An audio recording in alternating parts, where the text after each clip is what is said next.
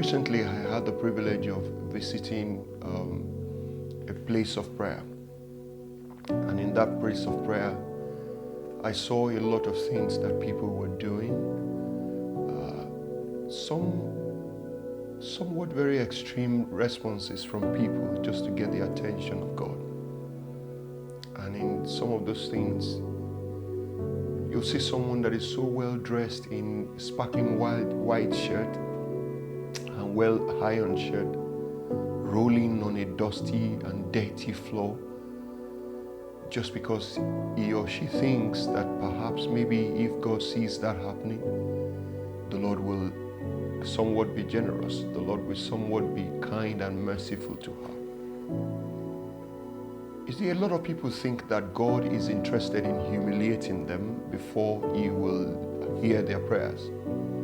A lot of people feel that God is is the kind of God like Baal, who will need them to cut their flesh and do all kinds of terrible things to themselves before He will answer their prayer.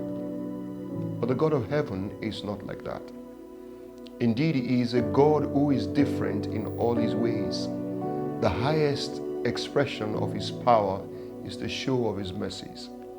It's the God who already loved you the way you are. And loving you the way you are does not mean He's condoning the way you do things that are not exactly in line with how He has designed you to be.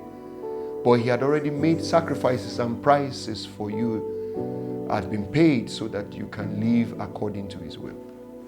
This God is indeed a merciful God. He is a God that takes pleasure in seeing you do well.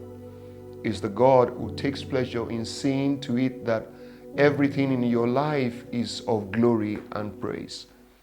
And so when next you see or you heard that there's some kind of God that demands or is requesting that you be so humiliated before He answers you, then know that that is not the Lord God of heaven.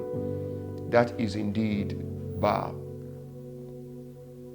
Jehovah, the Lord God of heaven, is not the kind of God who takes pleasure in your humiliation. It's not the kind of God who takes pleasure in you being disgraced. It's not the kind of God who takes pleasure in you being put to shame. It's the God who takes pleasure in you living well. It's the God who takes pleasure in you having all that you need as at its time. But you see, as far as this God is concerned, everything that He had created and that He would give to anyone must stem out of His relationship with you.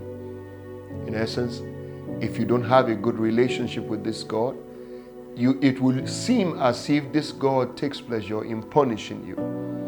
The first thing that He requires of you is that you have a good relationship with Him. The kind of relationship that is devoid of transactions. It's kind of relationship that is not trying to use Him to do that which you have already made up your mind that you want to do. But the kind of relationship that seeks to know His heart, to be with Him, to love Him and to stay with Him. That is the kind of relationship that He desires from you. As much as you try to do that and you get closer and closer to Him, you will soon find out that everything that you would ever need has always been provided for. And that before you even call, He has already answered. And while you were yet speaking, the answers has come for you.